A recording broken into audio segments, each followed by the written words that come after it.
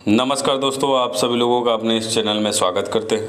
दोस्तों, हम आप सभी लोगों के सामने जो है पाठशून्य लेकर आए हुए हैं और यह पाठशून्य जो है कक्षा 5 के हिंदी विषय से लिया गया है और प्रकरण है सरदार वल्लभ भाई पटेल। और इसी तरह के पाठशून्य जो हमारे चैनल पे अपलोड किए जाते हैं। यदि आपको इस तरह का पाठशून्य चाहिए तो चैनल को सब्सक्राइब कर लीजिएगा और वीडियो अच्छा लगे तो लाइक शेयर जरूर कर दीजिएगा। और किसी भी तरह का पाठशून्य चाहिए तो कमेंट करके ज़रूर बताइए, वह पाठशून्य जल्द से जल्द आप सभी लोगों के सामने लेकर हाजिर हो जाएंगे। तो पाठशून्य कैसे बनाएंगे इस पे हम लोग पूरा विस्तृत चर्चा करते हैं। आइए वीडियो को शुरू करते हैं। देखिए, पाठशून्य बनाने के लिए सबसे पहले आपको यहाँ पे पाठशून्य संख्या लिखना होगा। जो भी आपका संख्या होगा 1 2 3 4 जो भी होगा वो लिखेंगे। और यदि आप छात्र अध्यापक हैं तो छात्र अध्यापक का नाम लिखकर अपना नाम यहाँ लिखेंगे। और यदि आप छात्र अध्यापिका हैं तो छात्र अध्यापिका का नाम लिखकर अपना नाम यहाँ लिख लेंगे।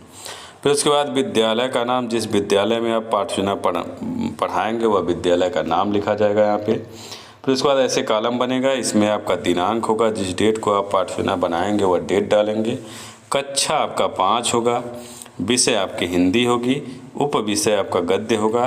कालांश मतलब घंटी, कौन सी घंटी है, पहली दूसरी तीसरी चौथी पाँचवीं छठवीं जो भी घंटी होगी वो घंटी लिखिएगा। अवधि आपका 40 मिनट का होगा। प्रकरण है हम लोगों का सरदार वल्लभ भाई पटेल, ये प्रकरण का नाम है। फिर उसके बाद सामान्य उद्देश्य, और सामान्य उद्देश्य जो है हिंदी के जितने भी आपके पाठशून्य बनाए जाते हैं उन सब का सामान्य उद्देश्य एक समान होता है। तो यदि आप पहले लिखे होंगे तो कोई दिक्कत नहीं है, नहीं लिखे होंगे तो इस सामान्य उद्देश्य को आप लोग लिख दीजिएगा। पहला आपका देखिए, बच्चों में हिंदी विषय के प्रति रुचि उत्पन्न करना। दूसरा है बच्चों में शुद्ध व स्पष्ट हिंदी पढ़ने व लिखने की क्षमता का विकास करना। तीसरा है बच्चों के शब्द भंडार में वृद्धि करना। चौथा है बच्चों को हिंदी भाषा के महत्व से परिचित कराना। पांचवा है बच्चों को की मानसिक क्षमता का विकास करना। फिर इसके बाद उद्देश्य कथन, वो विशिष्ट उद्देश्य होगा। उस विशिष्ट उद्देश्य जो है पाठ से संबंधित आपका लिखा जाए, जो पाठ में होता है उसी से संबंधित आपके विशिष्ट उद्देश्य होते हैं। और विशिष्ट उद्देश्य 3 तरह के होते हैं। आपका यहाँ पे एक होगा ज्ञानात्मक, बोधात्मक, प्रयोगात्मक, ये 3 तरह के होंगे।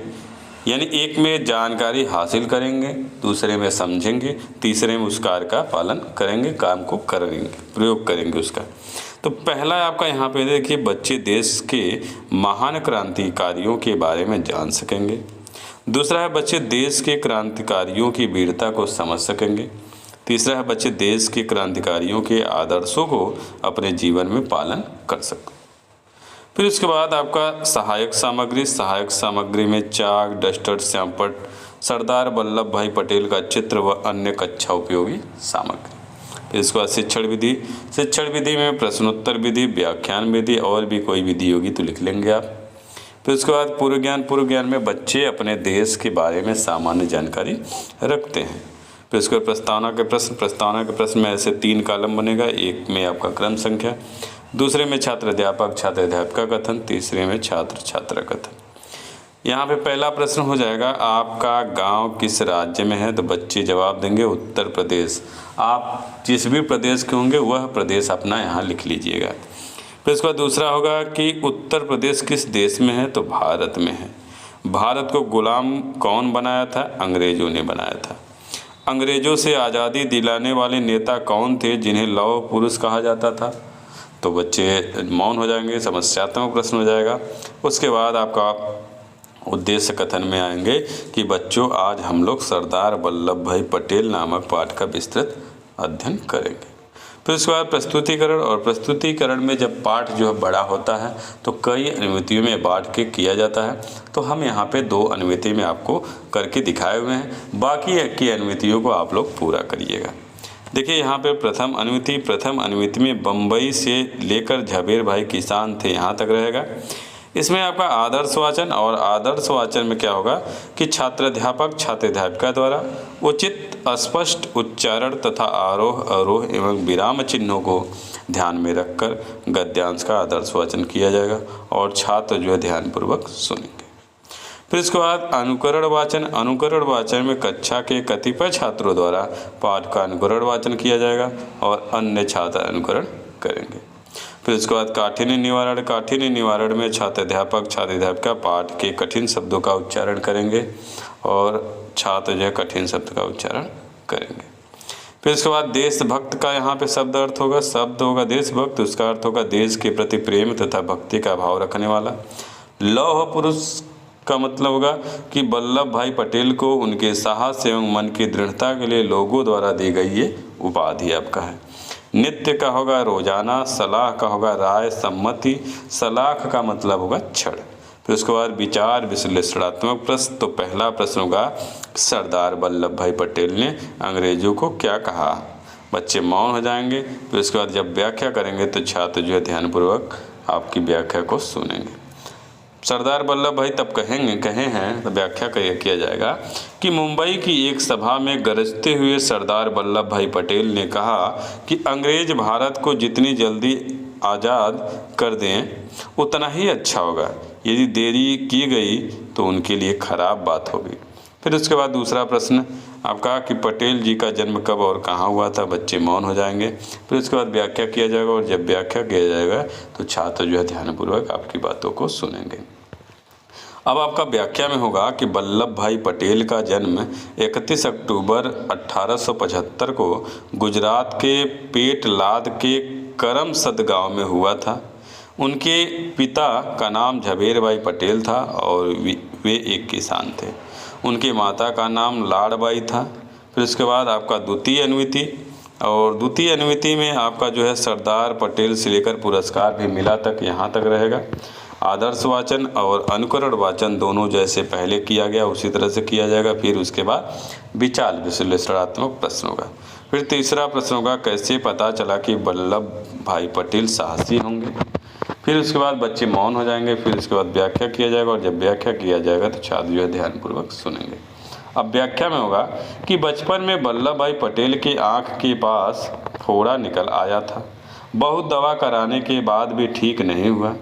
तब किसी व्यक्ति ने राय दिया कि लोहे की छड़ को खूब गर्म करके फोड़े में धंसा दी जाए तो फोड़ा फूट जाएगा। लोहे की छड़ गर्म किया गया लेकिन किसी को हिम्मत नहीं हुआ सलाख को फोड़े में धंसाने की। तब वल्लभ भाई पटेल ने कहा देखते क्या हो, छड़ ठंडी हो रही है, और फिर स्वयं ही उसे लेकर फोड़े में धंसा दिया। बालक के इस साहस को देखकर सभी लोगों ने कहा यह बालक आगे चलकर बहुत ही साहसी होगा। फिर इसका अगला प्रश्न होगा चौथा कि वकालत में प्रथम आने पर कितने का पुरस्कार मिला। बच्चे मौन हो जाएंगे।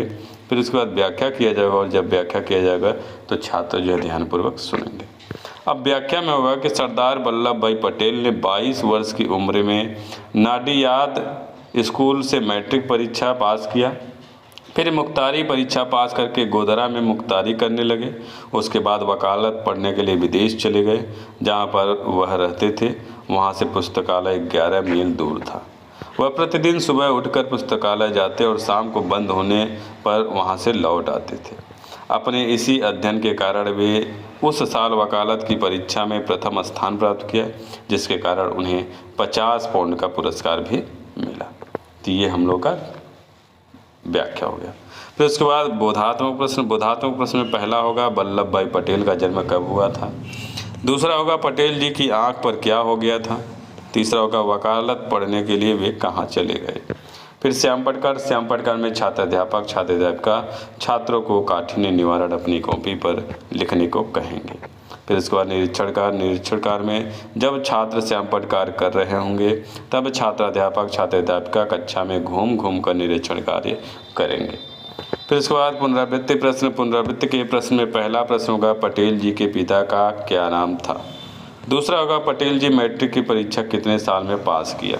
तीसरा होगा पटेल जी पुस्तकालय कितनी दूर चलकर जाते थे। थोड़ा सा यहाँ पे मैट्रिक की परीक्षा कितने उम्र में, यहाँ पे लिख लीजिए कितने उम्र में पास किया।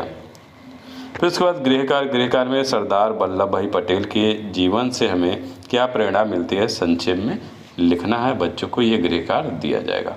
तो ये आज का हमारा पार्ट चुना रहा। उम्मीद है आपको हमारा ये पार्ट चुना अच्छा लगा होगा। यदि अच्छा लगे तो लाइक शेयर ज़रूर कर दीजिएगा, क्योंकि हमारे चैनल पे इसी तरह के पार्ट चुना जो है आपके आते रहते हैं। और किसी भी तरह का पार्ट चुना चाहिए तो कमेंट करके बताइएगा, वह पार्ट चुना जल्द से जल्द आपको बना के वीडियो के माध्यम से उपलब्ध करा दिया जाएगा। बस आज के इस वीडियो में इतना ही। अगले वीडियो में फिर से मिलेंगे, तब तक के लिए अनुमति चाहते हैं। धन्यवाद दोस्तों।